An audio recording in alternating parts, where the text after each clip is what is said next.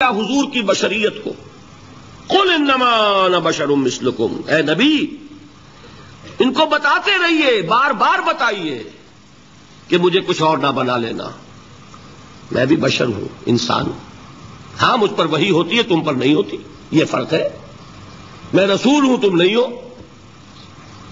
یہ بعد میں ذرا اور مسئلہ میں واضح کروں گا، ابھی صرف یہ نوٹ کیجئے کہ یہ تحفظ جو ہے، جیسے قرآن کو تحفظ دیا لیکن اس کے لیے ذرائع بھی ہے نا، یہ حفظ قرآن کا سلسلہ جو ہے یہ اس کا ذریعہ بنا، یہ رمضان میں تراویح جو ہے اس کا ذریعہ بنی۔ ہمارے ملکوں کے اندر تو حفاظ کو مسجدیں نہیں ملتی، تلاش کرتے پھرتے ہیں، اور ایک جیسا کہ اینول جشن ہوتا ہے قرآن مجید کا، ہر حافظ اپنا حفظ تازہ کر رہا ہے، حفاظ لگے ہوئے ایک دوسرے کے ساتھ تازہ کرنے میں۔ یہ ذریعہ ہے اللہ تعالیٰ نے کہ جس کے ذریعے سے قرآن کو محفوظ کیا۔ تو حضور کو جو حفاظت دی اس کا ایک طریقہ کیا ہوا؟ قرآن مجید میں حضور کی بشریت کا نمایاں کرنا، اور دوسرا یہ کہ خود حضور نے ایسی باریک بینی سے روکا۔ یہ بھی آپ کو پسند نہیں تھا کہ میں آؤں تو تم کھڑے ہو جاؤ۔ سنا کہ نہیں سنا آپ نے؟ صحابہ کو آپ روکتے تھے۔ ایک صحابی کی زبان سے نکل گیا ما شاء اللہ و ما شئت، جو اللہ چاہے اور جو آپ چاہیں، فوراً ٹوک دیا اجعلتنی للہ ندا، کیا تم نے مجھے خدا کا مد مقابل بنا دیا؟ مشیت صرف اس کی ہے۔ یہ روک ٹوک،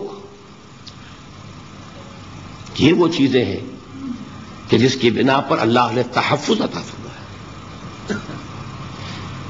یہ جو آپ نے فرمایا میری قبر کو کسی جلسے اور جشن کا مرکز نہ بنا لینا، فرمایا کہ نہیں فرمایا؟ اللہ تعالیٰ لعنت فرمائے بنی اسرائیل پر کہ انہوں نے اپنے نبیوں کی قبروں کو وہ میلہ گاہ بنا لیا۔ یہ ساری وہ ہیں، یہ تحفظات ہیں، یہ بچاؤ ہے، یہ امت کو متنبہ کیا جا رہا ہے کہ محبت اور عقیدت کا غلو جیسے پہلے ہوا، یا اہل الکتاب لا تغلو فی دینکم، اے کتاب والو اپنے دین میں غلو سے کام نہ لو۔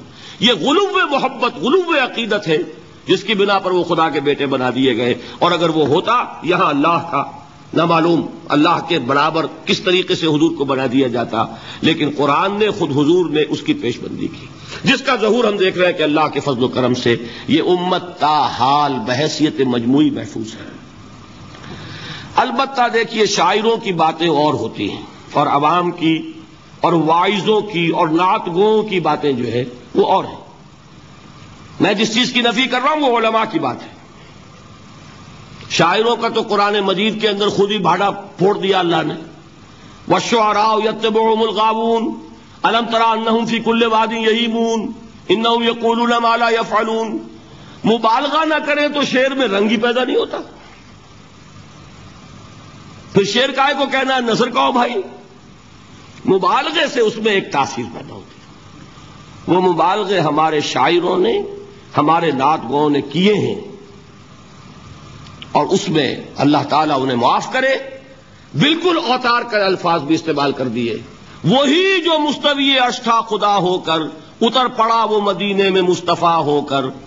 بتائیے رام چندر جی کے بارے میں جو عقیدہ ہے، اب کیا فرق رہ گیا؟ بال برابر فرق ہے یا کوئی؟ اور نکتے پیدا کرتے ہیں۔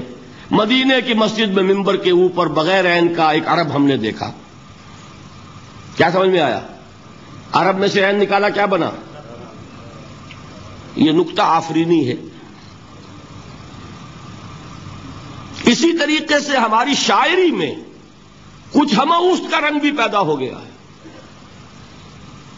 خود کوزاؤ، خود کوزا کرو، خود گلے کوزا، خود رند صبو کش، خود برسر آکوزا، خریدار بے آمد بشکست و رواں شد۔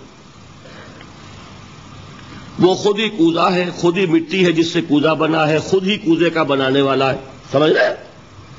الفاظ تو بڑے پیارے ہیں، بڑے مزیدار ہیں، آدمی ایک دفعہ وجد میں آ جاتا ہے، لیکن ہے کیا وہی ہے نا کہ وہی جو برف تھا پگھل کر پانی بن گیا. خود کوزاؤ خود کوزا کرو، خود گلے کوزا، خود رندے سبو کش.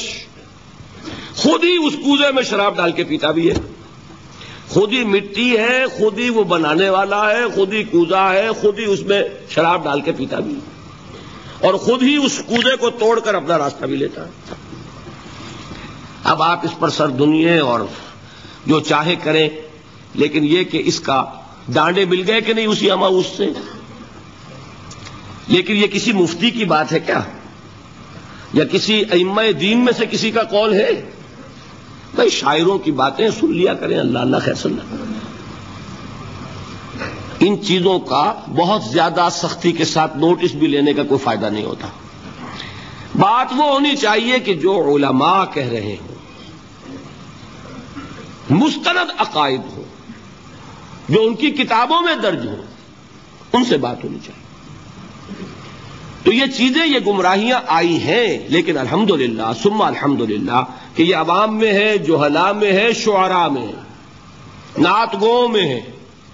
یہ کسی بھی مستند دینی فرقے کے مستند علماء میں ہم کے ہاں موجود نہیں. البتہ ایک مسئلہ جو ہے نور اور بشر کا، وہ ذرا تھوڑا سا میں حل کر دوں آج. آپ سمجھتے ہوں گے لا ینحل ہے.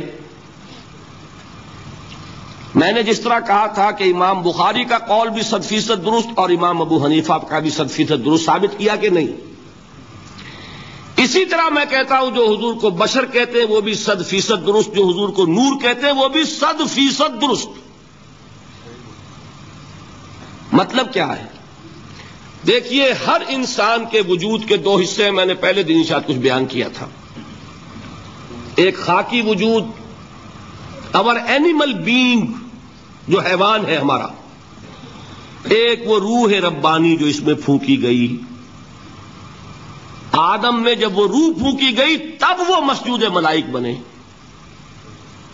فَإِذَا سَوَّيْتُهُ وَنَفَخْتُ فِيهِ مِن رُّوحِي فَقَعُوا لَهُ سَاجِدِينَ. دو جگہ آئے تھے قرآن مجید میں، ایک شوشے کے فرق کے بغیر، سورہ حجر اور سورہ صاد.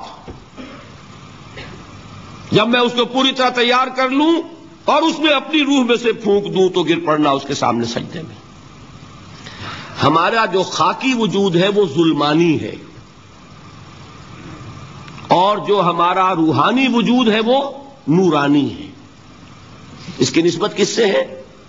اللہ سے. بات سمجھ میں آئی؟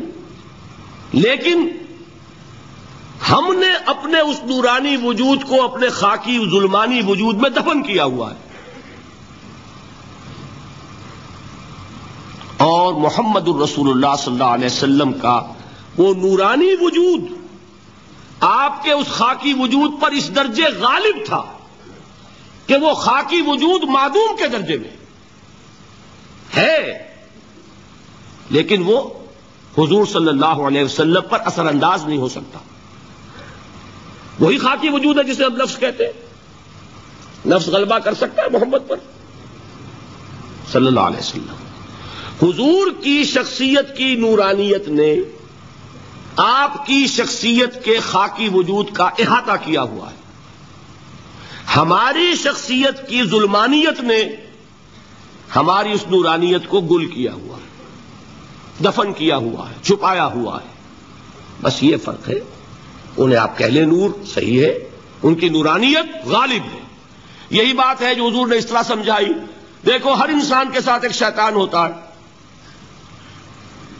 اب کسی صحابی نے بڑی جرت سے کام لیا، پوچھ لیا حضور کہ آپ کے ساتھ بھی ہے؟ ہر انسان کے ساتھ جو کہا نا، تو انسان تو ہے آپ بھی، کیونکہ آپ کے ساتھ بھی ہے. آپ نے فرمایا ہے، لیکن میں نے اسے مسلمان کر رکھا ہے. بات ختم ہو گئی. نفی نہیں ہے، وہ میرے تابع ہے، میرا مطیع ہے، مجھے گردن نہیں پہنچا سکتا.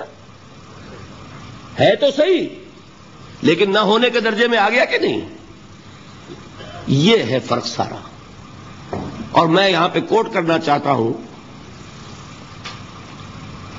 ایک بہت بڑے بریلوی مکتب فکر کے عالم دین صاحبزادہ